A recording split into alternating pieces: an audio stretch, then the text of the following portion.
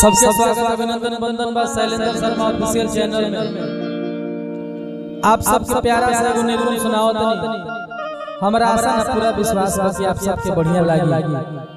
कहे कहे का भाव का बा आशीष से आने सपना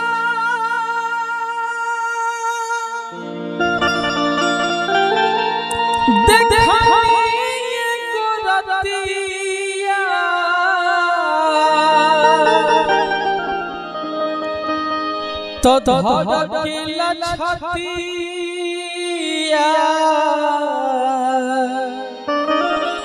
लागल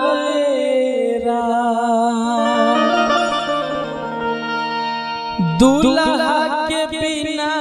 बरियतिया दूल्हा के बिना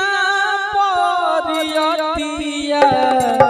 आगे आधी रतिया लागले दूल्हा के बिना बरियतिया दूल्हा के बिना बरियतिया आगे आधी रतिया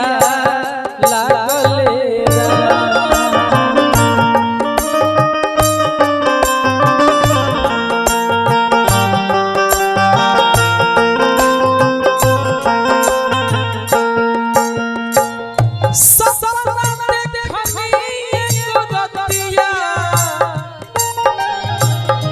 धड़केला छतिया लागले सपना देखी एगो रतिया धड़केला छतिया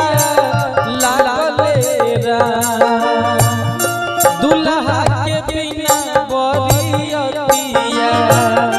दूल्हा के बिना बरियतिया आगे आधी रतिया लागले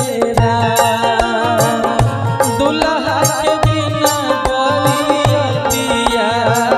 आगे आधी रतिया लागले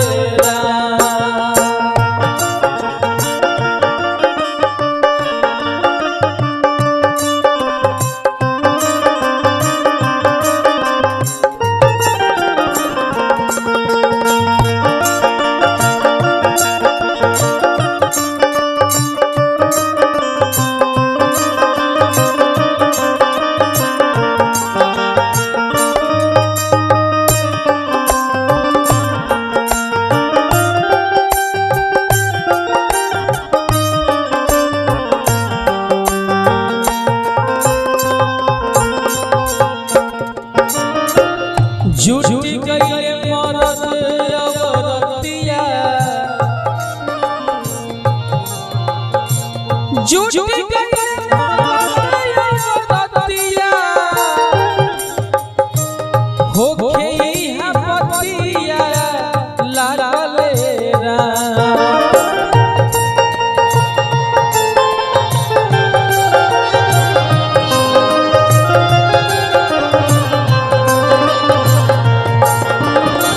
जुटी गईले मरद अवरतिया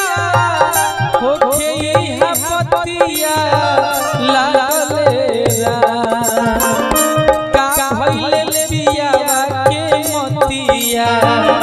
का भइले पियावा के मतिया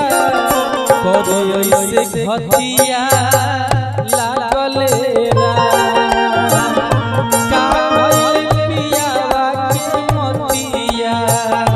का भइले पियावा के मतिया करे ऐसे घतिया लागले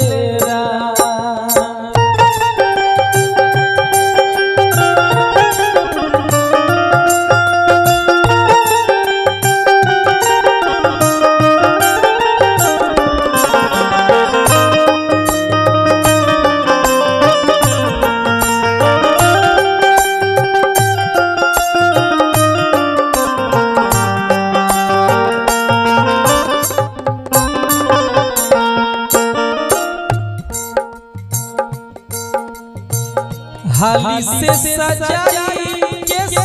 सूरतिया पेन्हा में जेवरतिया लागले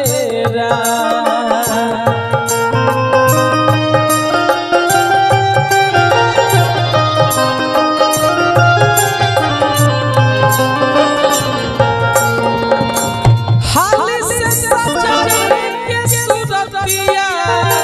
पेन्हा में जेवरतिया लागले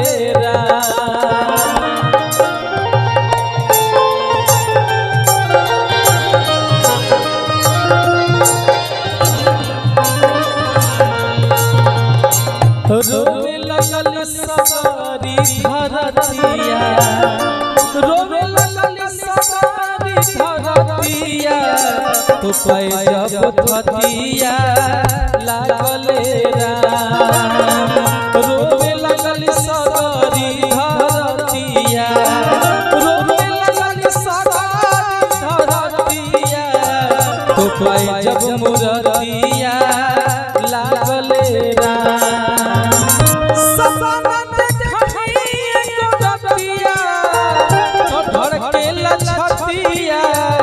लागले ससनत छतिया रतिया तो धड़के लछतिया लागले दुल्हा के बिना बरियतिया दुल्हा के बिना बरियतिया आगे आधी रतिया लागले